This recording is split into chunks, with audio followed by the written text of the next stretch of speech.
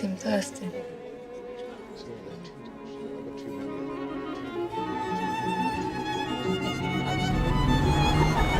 He's like, we need to get back to our place. Man was running red lights to get back home. Yo, yo, yo, what is up, everybody? Welcome back as we continue with more movie reactions and commentary. And today we're going to be hopping into a film called Phantom Thread. I'm excited to hop into this for many reasons, not just because Daniel Day-Lewis is in it, and also it's being directed and told by the perspective of Paul Thomas Anderson. And we watched a ton of his films on this channel. He's a phenomenal director, phenomenal storyteller for many reasons, but there's also the fact that we are diving into the genres of drama and romance. Now, it was really cool seeing how everybody showed a lot of love to the Romeo and Juliet video. I think that's really awesome. That's such a great way to kick off this genre, and I wanted to touch on it for a little bit more than just like, you know, switching up the styles and all that stuff. Because if you guys are new here, we do different genres from time to time. Our previous one was about sci-fi. That's why you'll probably see a lot of genres replicating that or representing that over the last couple of months. But the thing about drama and romance, at least to me, is just historically, it's one of the beginning foundations of storytelling. If you go all the way back to Odysseus or things of that nature, if you look at old tales and older forms of storytelling that were more aligned with the oral tradition, even prior to, you know, screenwriting or even the invention of a camera, drama and romance have always been attached to the human experience, and I find it to be not only fascinating but very powerful.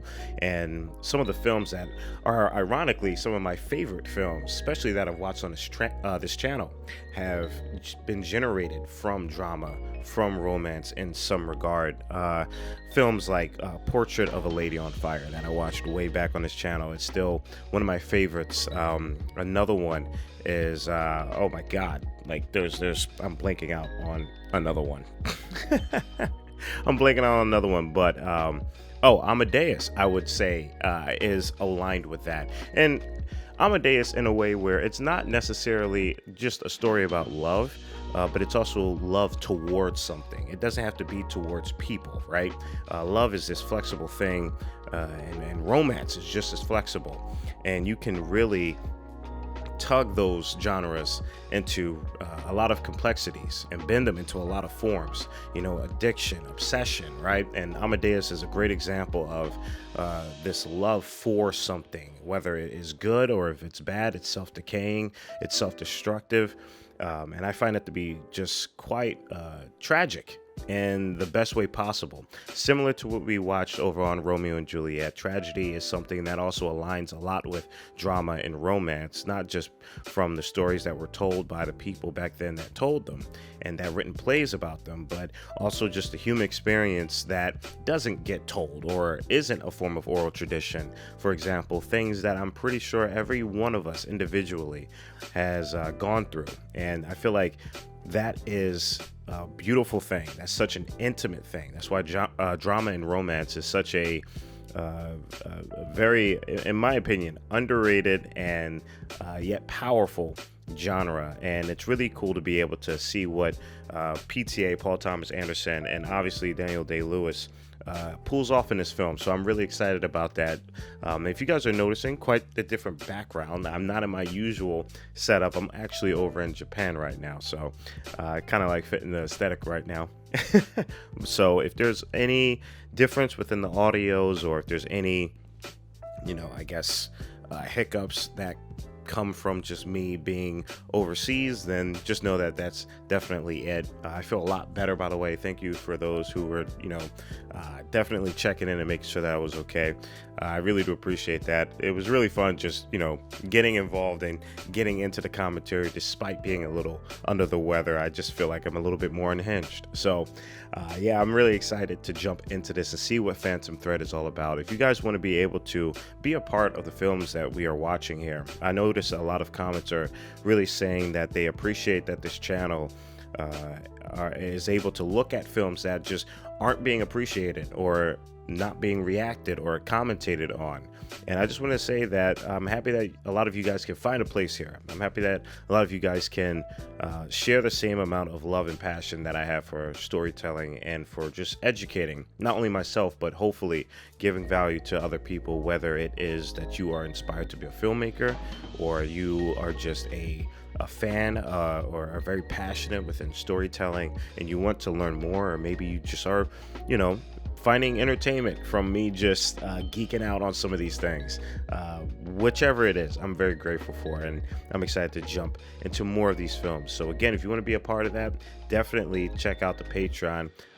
Those are the homies right there. I mean, come on, like they are the reason why we're watching these awesome films. They're the reasons that these films are being brought on the channel through the recommendation. So if you want to be able to recommend something, you can by checking out the Patreon, as well as checking out all the other things that you get to have on the Patreon and more. You can also support the channel by leaving a like, comment, and subscribe. And at the end of the day, you don't have to do any of the things I just said. Again, I'm just grateful for y'all, and we're gonna hop right into Phantom Thread. One thing about being in Japan is that everything is a little bit smaller than usual. I'm like 6'2", so I'm doing my best to be as comfortable as I can. Again, I apologize if the camera's all wonky, but that's probably just gonna be me shifting around for like 2 hours and 10 minutes, so bear with me. Again, if you want to sync up your copy of the film with mine, you can by linking up your copy of the film and doing the same with mine, and you should be good to go. Maybe he is the most demanding man.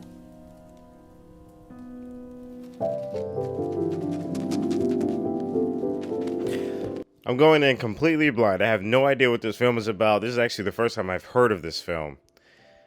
But I am not unfamiliar with Paul Thomas Anderson and the way that he moves the camera. I know cinematography plays hand in hand with a lot of his films, so that's something that I'm going to be making sure I focus on, in hopes of visualizing and actualizing, as well as realizing some of the deeper symphonies and ensembles, through his camera movement. The music is incredible, though. Oh my goodness. We just started. Hey, ladies. Wow, music is really good. My goodness. This almost sounds like something Miyazaki would have in some of his films, like, in Studio Ghibli type films.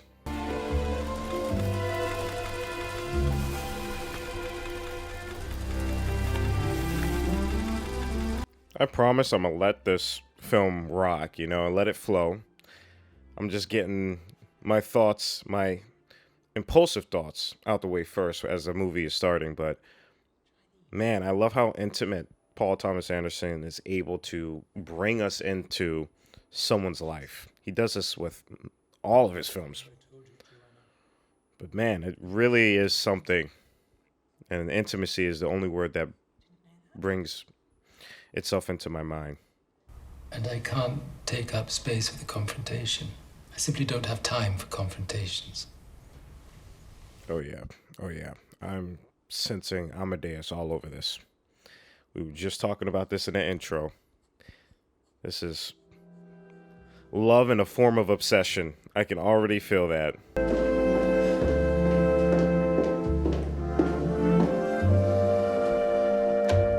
Good morning, Countess. Interesting that she's staring at the camera. I know those are intentional reasons to why that's being done. Maybe it's to have her be powerful and assertive. She seems like a mother to him. Reaching out towards us. Very much hope that she saw the dress tonight, don't you? Yes. Is he talking about his mother?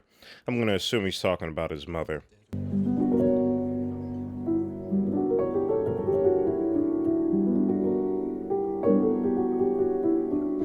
This music is instantly becoming one of my favorites. I'm practically blown away by it. It's such a great feeling.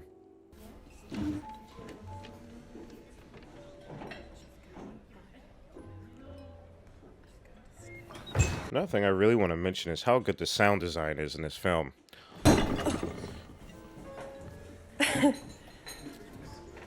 And I'm just me being very interpretive with what I'm about to say here, but I think it goes very hand in hand with, romance and drama. Again, because of the intimacy. Sound is such a incognito bridge, I feel like, from the story and its audience. And good sound design, similar to horror, can really increase that immersion. And in this case, increase that, I guess, intimacy. Yes? Keeping this. That's pretty fire. That's pretty dope. I mean, you put it on the spot, but that was pretty smooth. Okay, smooth operator here.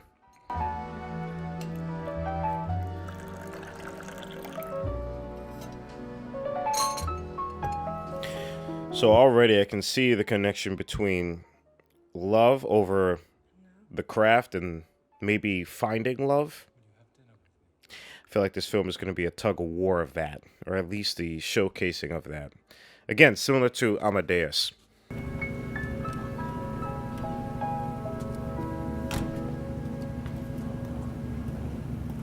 Good man. Guys, I'm telling you, hold the door. Hold the door, whether if it's your mom,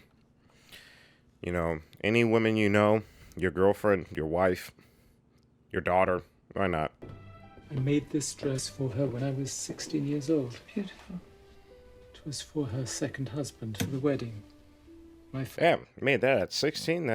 Yeah, man, you're definitely a craftsman. That's incredible. Call her. Because You can feel intimacy in this film. I've said that multiple times, but whether if it's his tether with his mother, his love for his craft, him navigating without his mother, and him hoping to find love. young girls afraid they'll never marry if they touch one, or models afraid they'll marry only bald men. You can also see that he's grown up around women as well, too. I don't mean this in any way negative, but it's beautiful with his posture, his way that he is using his vocabulary, the way that he's able to talk about his emotions. I'm a confirmed bachelor. I'm incurable. I love that. I love that I want that. exhale there. I don't even know really what to call that, but You sound so. whatever that was a good reaction to hearing that.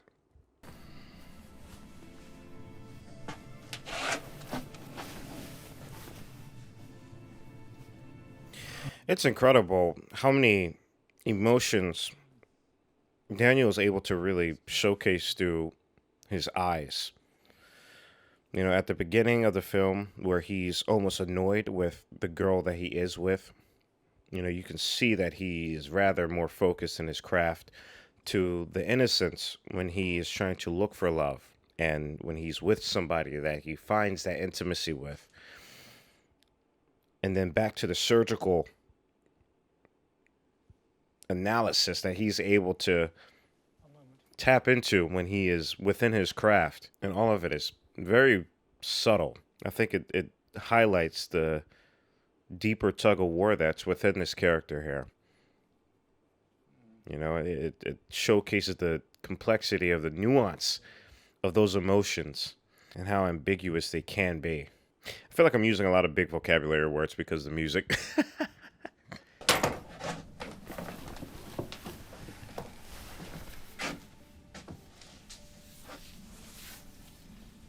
I love how you can feel the intimacy just drain itself as soon as she walked in.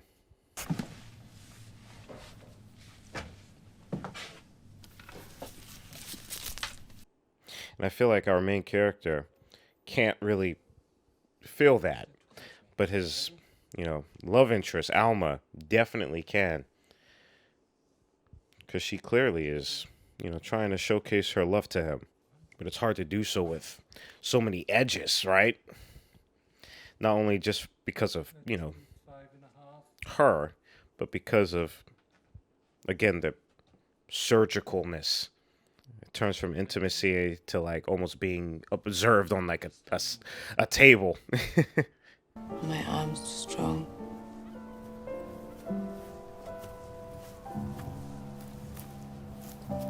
That is a gorgeous shot. Oh my goodness. Jesus, where is that shot at?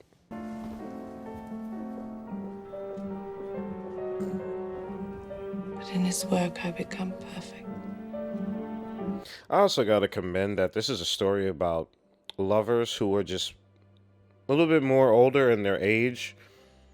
I find that to be really, really nice, man. Not to say that young love isn't significant, That's how all women. but I find so much sophistication within people who are just older within their age finding something so youthful as love. It's cool to have this movie compare itself next to Romeo and Juliet, right? Taste.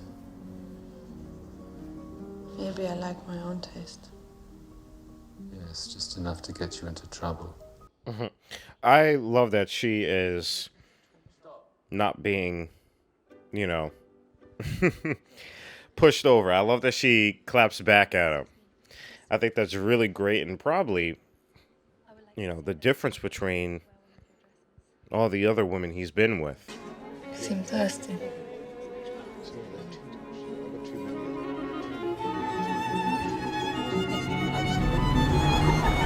He's like, we need to get back to our place.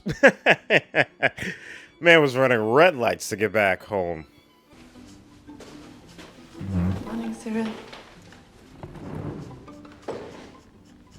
I love that she's in the same position as the other woman at the beginning of this film here. It's a distraction. It's very distracting. Maybe you pay too much attention to it. I love that she claps back. I love that. I love that she challenges him.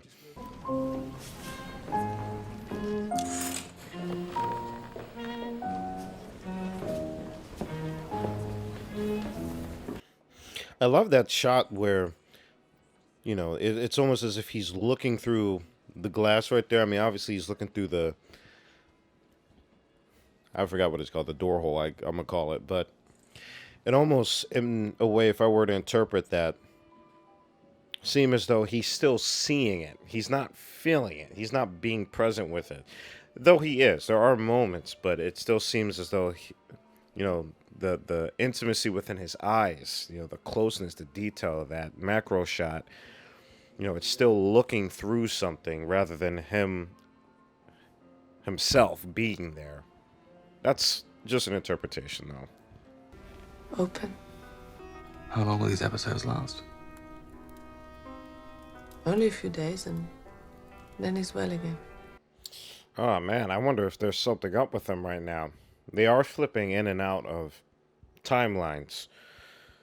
I feel like those scenes are, again, similar to Amadeus, are scenes of the future.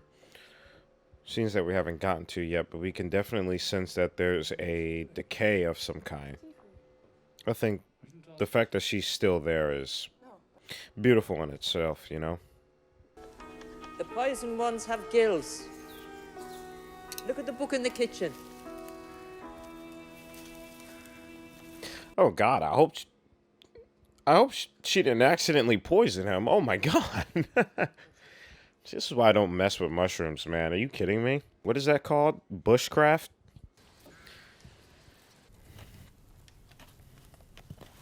Anybody got a good book for me to read about bushcraft so I don't die from a mushroom I thought was good for me? There's a very good chance Barbara Rose will ask you to attend her wedding.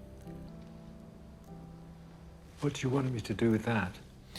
I feel like she's also opening herself up to Alma because of her resistance. I feel like she secretly You can stomach it.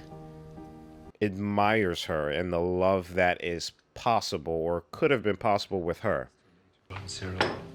It's very unsettling. At least that's my opinion. She could turn out to be a real piece of Please.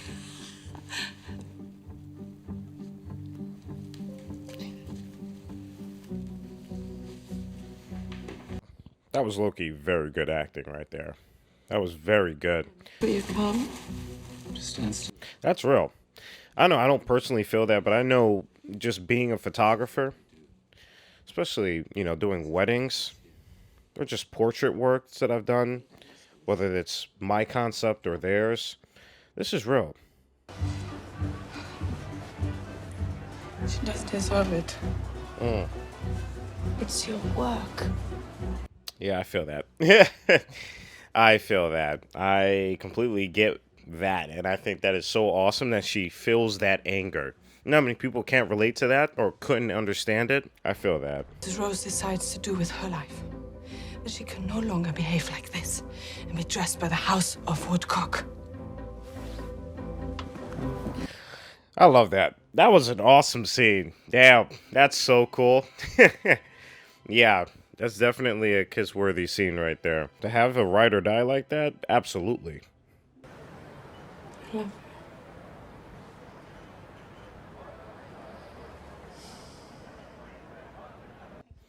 I noticed how he didn't say I love you back. There was just like an exhale. I feel like there's still some tug of war in there. But I love that Alma is trying to not destroy his passion, but also at the same time trying to show her or show him her love, and how sacred and how special that is, just as much as his love for his craft. I live here.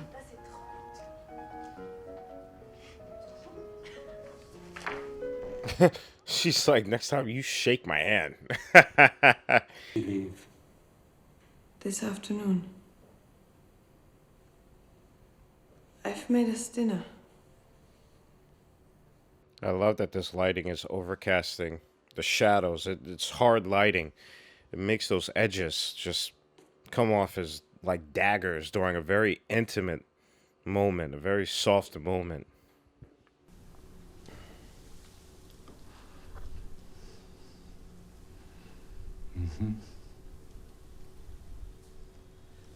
Oh man, this is rough. This is a rough watch. This is a rough watch. There's a lot happening here.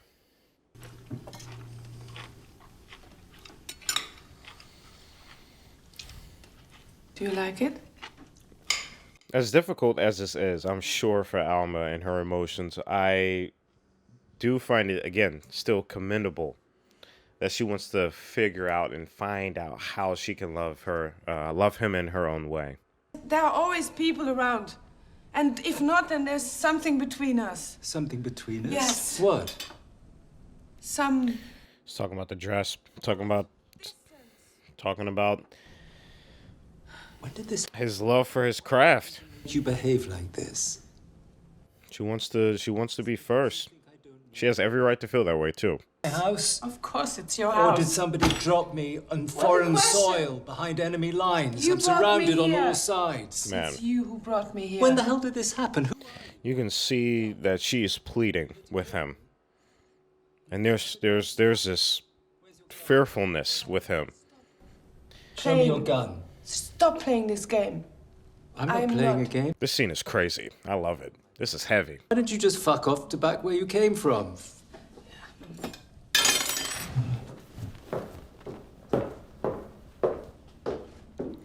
Man, that scene was chaotic.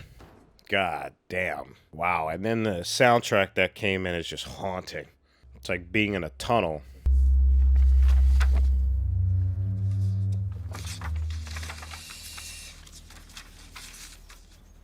Yeah, bro. She is she finna poison him? I don't think you need to poison him. I get it, but I don't think you should damn near kill the man. Don't pick a fight with me. You certainly won't come out alive. Huh? Go right through you, and it'll be you who ends up on the floor. Understood? Yeah, that's why she likes Alma, because Alma actually stands up to him. I think she secretly admires the love that she's trying to have, because for all we know, she's just as isolated. She's just as a victim to this environment. like her relationship with our characters complicated in itself.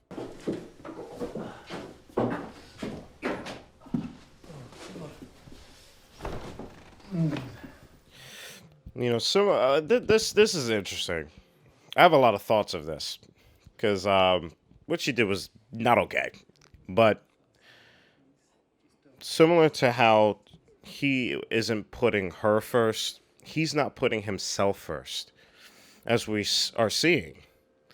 He just needs to slow down.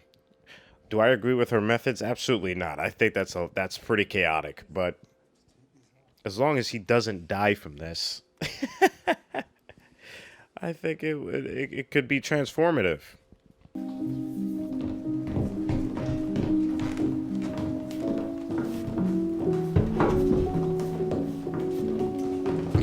I love that in a way this dress being repaired is similar to himself, you know?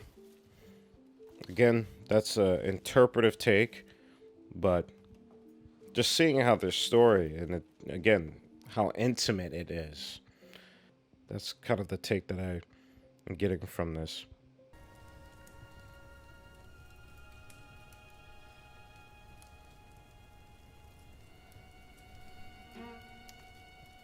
Ooh, I got shivers. That's his mom. Wow. What a way to just input surrealism right there. Oh my goodness. The dead is always watching.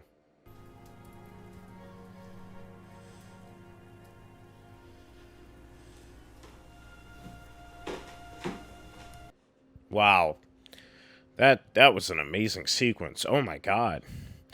So what I'm getting from that is that the mother obviously can't speak, but is in a way showing him what he is looking for. And in a way, it's saying that it's Alma. You know, this intimacy is Alma. It's not within the craft that he's looking for. Again, this is all interpretive because of just a language that isn't said, but more so with the camera.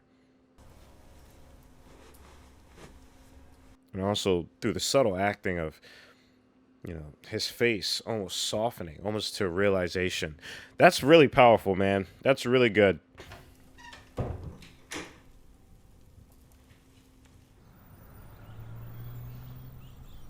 The way this film is giving me similar feelings to Amadeus, not only just through structure of the story, but through the emotions that I'm feeling, through all the themes that are swirling around this character. You know, I mean, just look at Mozart's character within that film. And then it's almost as if this main character is a combination of both Mozart and Salieri.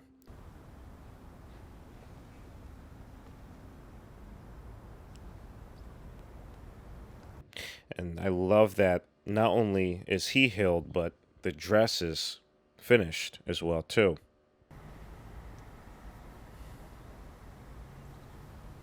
I love you, Alma. Wow. Wow, I love that he just said that after all of what we just talked about. The camera's still pushing, and this is still a one take. And I have a feeling that if he continues it, the dress is going to move out of the frame and it's going to focus just on those two. That's what I would do, personally. This is beautiful. Things I simply cannot do without you. To keep my sour heart from choking. To break a curse. Yep, here we go. Yeah, the dress is completely out of the frame now, and it's just them. That's such beautiful storytelling through just cinematography. That's incredible.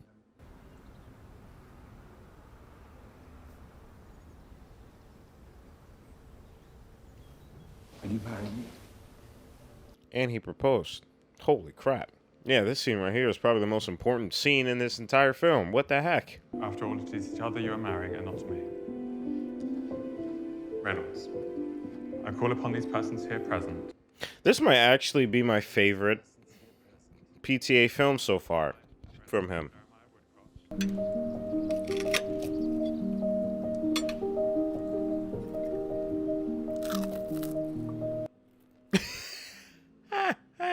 He's like, I gotta tough it through, man. It's all good, man. You can do that, bro. If there's one person you can do that with, it's definitely with the person you'll spend the rest of your life with.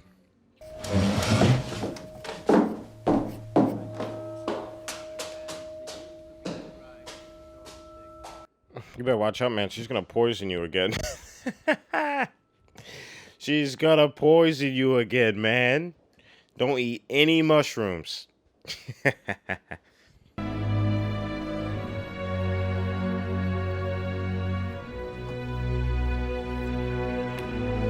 Oh my God, here we go again, man. Oh my God. Stop with the poisoning, please.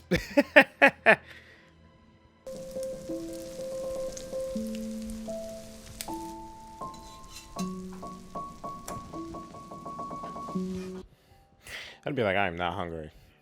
I will skip this meal. I will order takeout. You're not going to die. You might wish you're going to die, but you're not going to. This is quite the method that these two have concocted. I will not be poisoned, but anything that makes it work for you, I'm not going to judge, right? Who am I to judge, right? I'm just in the audience. If you wish. But I will make your will again. Y'all thought Romeo and Juliet was crazy. This dude is not dying. He's going to continue getting poisoned. You should leave the room.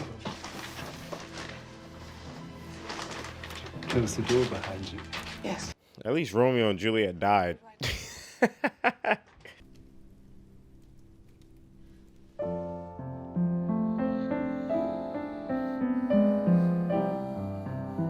Wow. Guys, that is the end to Phantom Thread. This film is, man, this is probably my favorite film from Paul Thomas Anderson, I'll tell you that. All right, everybody, we just got done Phantom Thread.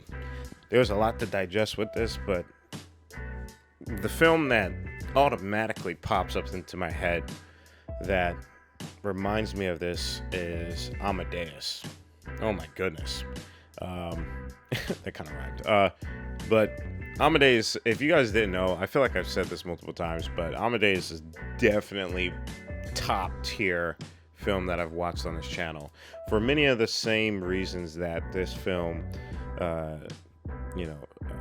tackles as well, both thematically, filmmaking wise, acting.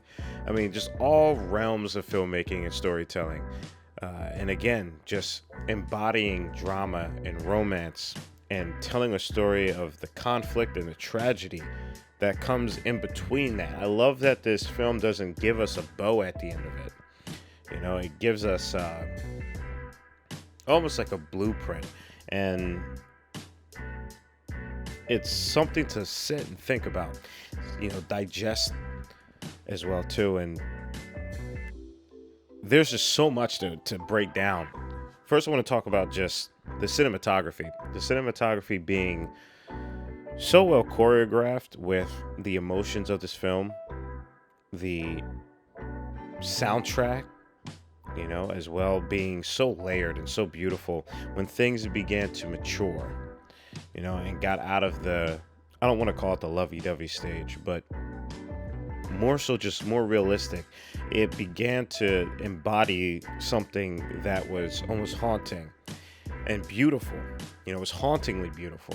It wasn't scary or anything, but there is a weight that I found to be quite interesting with the sound as the film went on.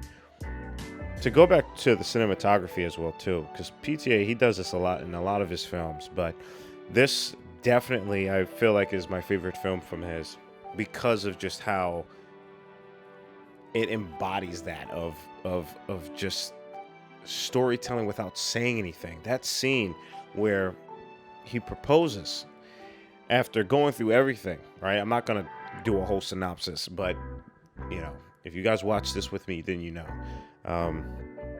that scene, as it holds this frame. I mean, it's the longest take in this film. It holds this frame. It's like a 2-minute one take, and we're getting closer and closer. We're pulling in, and we see the fully repaired wedding dress, along with Alma and him. And as we get closer and closer, the wedding dress slowly begins to go out of the frame, and we are finally in this realm of intimacy that I feel that is mutual between the two. I mentioned how this is also a character study, but I mentioned how similar to how Alma felt like she wasn't first when it came to him. He also didn't put himself first as well too, and to see that kind of collide into one beautiful one take where they finally are putting each other first. It's such a beautiful feeling, and I love that towards the remaining 35 minutes left of this film, we didn't end off at that proposal, right? Or we didn't end off with things being good. We got back, as time continued, to the struggle of it, because I think that's the reality of it. It's not that we completely eradicate the trauma or the difficulties of being in love, right? But it's a journey, and it's a journey that lasts as a lifetime. And similar to how Alma beautifully put it, it's something that I feel that is eternal. It goes beyond this life and into the next. And that may sound scary to some, but I feel like there's a lot to revel in when that it doesn't stop. It's a continuous journey. And I think that makes everything last that much longer. Sorry for being a little bit sappy towards the end, but it's really touching to have a film take such a more mature approach. And obviously, if there's anybody to do it, it's definitely Paul Thomas Anderson. But again, to have that approach being showcased to us in such a deep, sophisticated language of filmmaking and storytelling and acting and writing and sound design and soundtrack and production design and costume design. I mean like this there's a level of maturity that is, again, it reminds me of Amadeus. And I'm not comparing this in a way where I'm saying which one is better, but more so I'm complimenting this film because I truly hold Amadeus at a high regard because of everything that I just said. And it's something that I personally, as not even just as a filmmaker, but as a person that values storytelling at this level and understands the reasonings to why it's important that we have stories like this. It's something to really strive for. It's something to really hold close to me. So this was a powerful film, in my opinion, and I'm curious to hear your thoughts on it. What are some of the things that you found interesting about just how they use the genre of drama and romance, and what are your honest thoughts about what Alma has done? Because that in itself can be a great discussion. I know that a lot of people are probably looking at Alma like you're crazy, and I can't blame you, right? Like you wouldn't be wrong, but I mean, if there's one person to be crazy, it's definitely her and him. And I love that approach was unwavering in itself. I love that it didn't care for what I really thought about it, because it's a story about their love, right? In a way, we're more so, the audience is in the position of the other lady. I forgot her name. I'm so sorry, but of the other older lady that almost seems to be this dominant force, this assertiveness. I think that's why she was looking at the camera at the beginning of the film. I feel like that's also a really cool filmmaking technique to showcase a person that is always in charge, always powerful.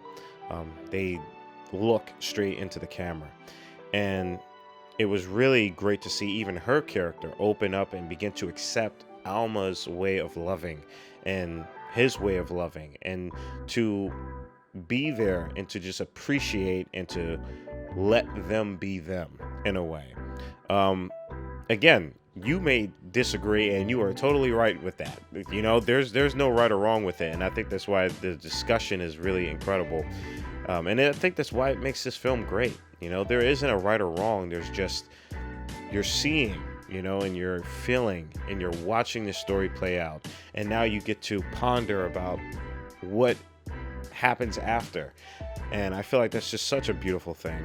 And one of the many reasons why I think this film is, again, one of like the better films from PTA. I'm curious to hear your thoughts on it too, and I hope that you guys enjoyed this commentary. Again, apologies if there's a little bit of differentiations within the audio or the visuals. Again, I'm traveling, but guys, this was an awesome film.